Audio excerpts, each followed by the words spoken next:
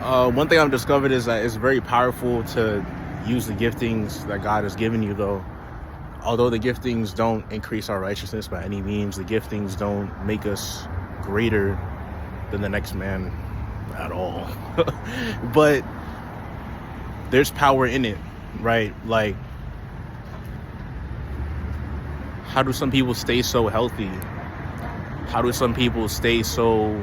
And once again, but I'm not saying that's the main causation of how people stay healthy or how they stay in tune, or even how they not even like how they live, essentially. But it's definitely a part of living, like using your gifts and working as unto God and not unto men. So even if you do teach, and you don't have to be a teacher of the word, but being a teacher in the secular sense, even if you paint, if you dance, do it all as unto God. And it may not be in a church, it may not be in the streets, it may be in the most unexpected setting, but nonetheless, you are blessing others with what God has blessed you with. And that's a pretty great way to live. It's a fruitful way to live as well. How can you feed others if you're not being fruitful? Now, once again, if I have all these gifts but I don't have love, I have nothing. So first and foremost, receive Jesus Christ. Receive God. We're right. So as trees, good trees that are rooted in Christ, and we're good trees because of the soil, and because we've received his seed, and we are his seed, we are his, we're his creation, we're his people. As you bear this fruit, others will be able to eat from that fruit. So it's important. It's really important to bear fruit. And one thing I had to unlearn was believing that I will automatically bear fruit by procrastinating. That I'll just magically bear fruit by doing nothing and only praying. Pray and do what you need to do. Worship, fast, and do what you need to do.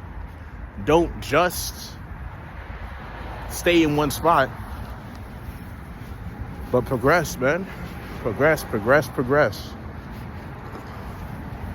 If I could go back and tell myself one thing at the start of my walk, when I first started walking with Christ, I would tell myself to be okay with using the same gifts that you once used that were used for bad things. Like, I used to use my ability to speak to seduce, to manipulate. I used to use my ability to make music to glorify wickedness, and even drawing to glorify wickedness, right? But who's to say that these tools cannot be repurposed? And the gift itself is not bad, but it's the way that the gift was being executed, the way it's being used, that was bad.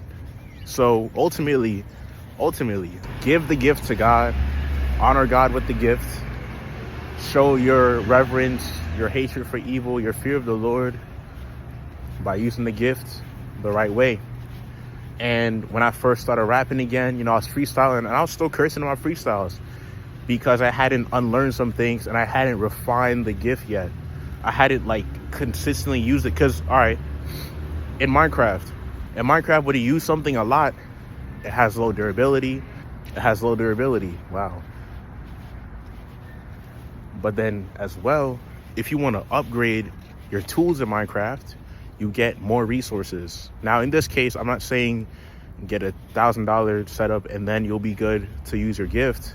But what I'm saying is that when I began to get in the word more, when I began to practice freestyling more, I started, putting together more rounds of freestyles, of just writing in general. And eventually I had began to get to a place where I was not going to curse as much. And if I fall into it now, I catch myself, right? But even then, don't condemn yourself when you don't perform well, because it's not about the performance, but it's about the service. It's about it's really about servanthood.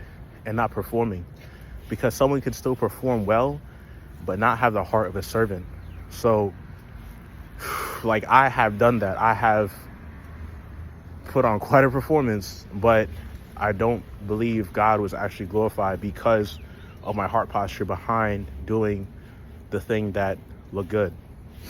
But that's even why we go through certain things, and why God allows trials to unveil who we are, and unveil how we can be, unveil the parts of our heart that are not surrendered to him. Just be determined to do right by God. Be determined to do right by God, and know that you can't do right by God in your own flesh, because I've tried that, I've done that, and it didn't really work out. But when you tell him, he already knows, but when you cry out, when you make petitions, when you admit it, confess it, like, hey, I can't do this by myself, then the empowerment comes, because you've humbled yourself, because you've came into alignment with his original design.